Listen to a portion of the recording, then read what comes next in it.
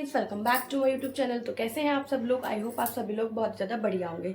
तो गाइस, आज है वट सावित्री जी का व्रत। तो मैंने कर लिया फटाफट से घर पे पूजा, और जिसका व्रत हो प्लीज़ कमेंट करके मुझे ज़रूर बताइएगा। और हम चल रहे हैं मंदिर, क्योंकि वट सावित्री जी की पूजा करने मंदिर भी जाते हैं, और हम वहाँ पर जाकर करेंगे पूजा। लास्ट तक बने रहिएगा हमारे ब्लॉग में, और मैं कैसी लग रही हूँ आपको कमेंट करके ज़रूर बताइएगा। तो चलिए चलते हैं मंदिर। तो हमारे ठाकुर जी हो चुके हैं रेडी, और हम जा रहे हैं अब मंदिर के लिए। मंदिर के लिए हम वैसे भी लेट हो चुके थे। जो लोग आ चुके थे पूजा करने के लिए वो पूजा कर रहे थे, और हमने करी उसके बाद अपनी पूजा। पूजा करने के बाद जो है, जिन्होंने पूजा कर ली थी वो लोग आराम से बैठ चुके थे कथा सुनने के लिए, और जो लेट आ रहे थे वो कर रहे थे अभी पूजा। क्योंकि हम हो चुके थे लेट, तो हमने करी थी थोड़ी सी लेट पूजा, और कथा का जो टाइम है वो निकला जा रहा था। तो धीरे धीरे अभी सभी लोग आ रहे थे, तो उनका वेट किया जा रहा था कि ताकि सभी लोग आ जाएं और सभी को एक साथ कथा सुनाई दी जाए। तो जल्दी से चलते हैं। और जो आज वट सावित्री का व्रत रख रहे हैं प्लीज़ मुझे कमेंट करके ज़रूर बताइएगा। और आप लोगों के यहाँ पर पूजा कैसे होती है, कैसे कैसे आप इसको पूजा करते हैं वट सावित्री की, तो हमें प्लीज़ कमेंट बॉक्स में ज़रूर बताइएगा। तो चलिए चलते हैं, कथा स्टार्ट करते हैं फटाफट से। हेलो।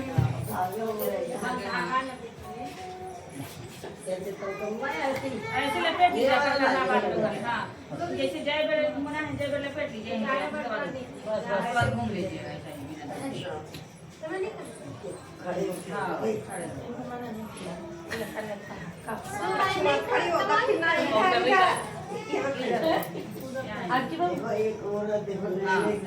दक्षिण मार्ग अब इसमें माफ होइए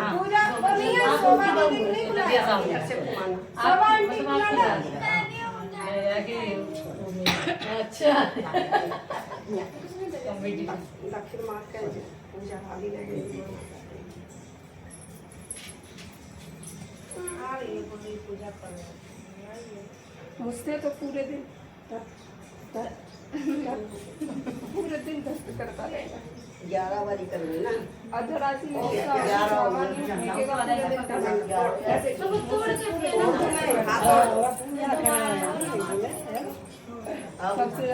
सावित्री व्रत चालू नहीं है, माइक चालू नहीं कर रखा है। और तो समृद्धि के लिए रखती है। इस दिन बरगद के पेड़ की पूजा की जाती है, जिसे स्थायित्व और दीर्घायु का प्रतीक माना जाता है। इसमें महिलाएं वट वृक्ष के चारों ओर धागा बांधती है, उसकी परिक्रमा करती है और विधि पूर्वक पूजा अर्चना करती है। इसे दाम्पत्य जीवन में प्रेम, सुरक्षा और आशीर्वाद का प्रतीक माना जाता है। वट सावित्री व्रत कथा। एक समय भद्र देश में अश्वपति नाम का राजा राज करता था। वह अत्यंत ही दयालु और धार्मिक प्रवृत्ति का था। लेकिन उसके कोई संतान न थी।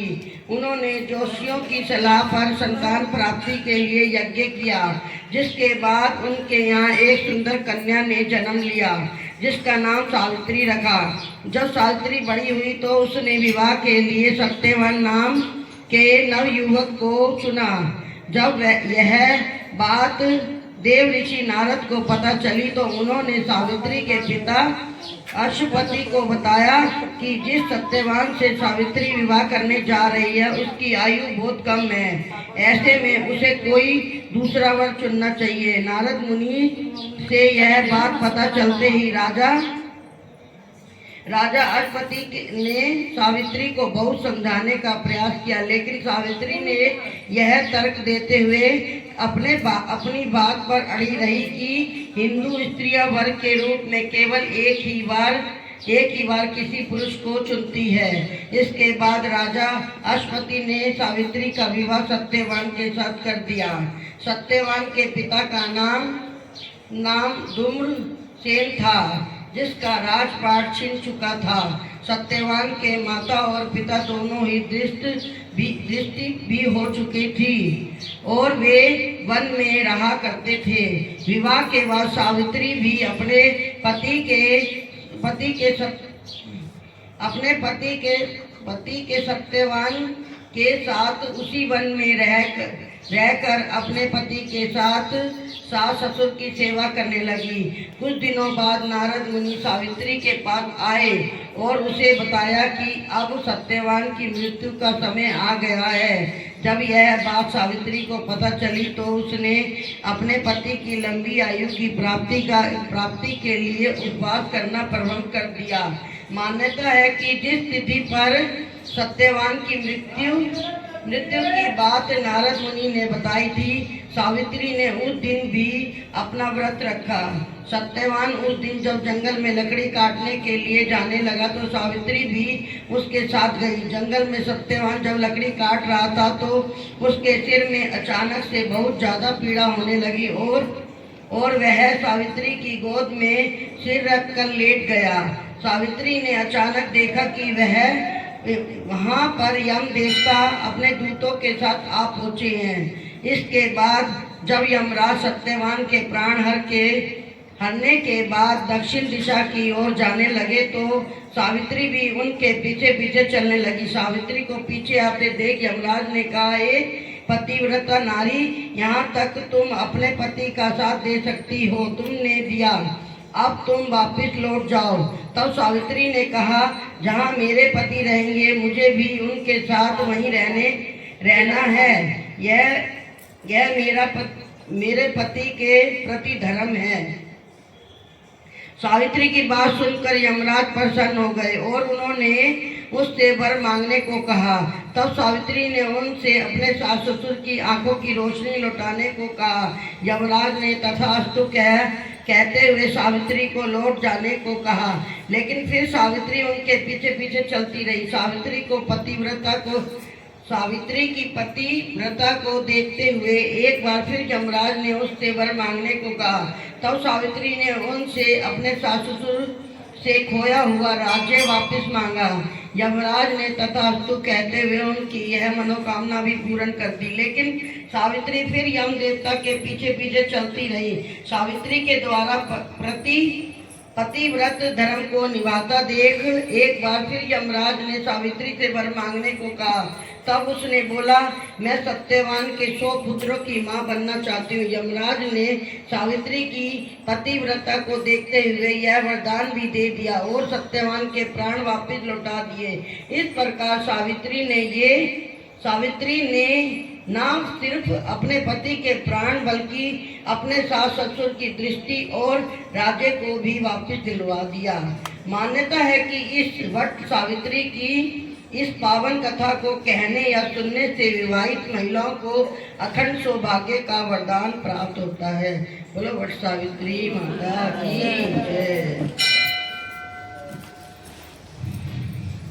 जय।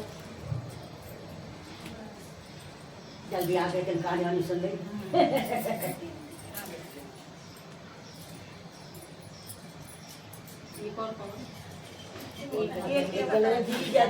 नहीं, गणेश जी की हो जाएगी ना।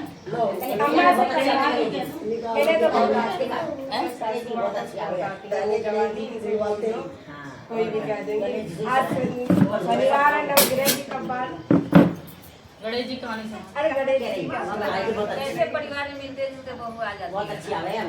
देखिए उसके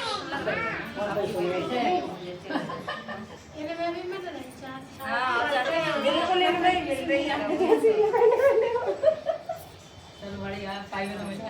गणेश जी की कथा। एक बुढ़िया थी, वह बहुत ही गरीब और अंधी थी। उसके एक बेटा और बहू थी। वह बुढ़िया सदैव गणेश जी की पूजा किया करती थी। एक दिन गणेश जी प्रकट होकर उस बुढ़िया से बोले, बुढ़िया माँ, तू जो चाहे सो मांग ले। बुढ़िया बोली, मुझसे तो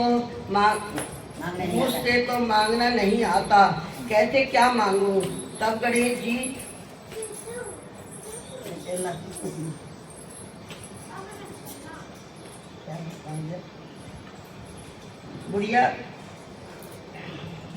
पड़ोसन से पूछी, बुढ़िया माँ, तू जो चाहे सो मांग ले। बुढ़िया बोली, मुझसे तो मांगना नहीं आता।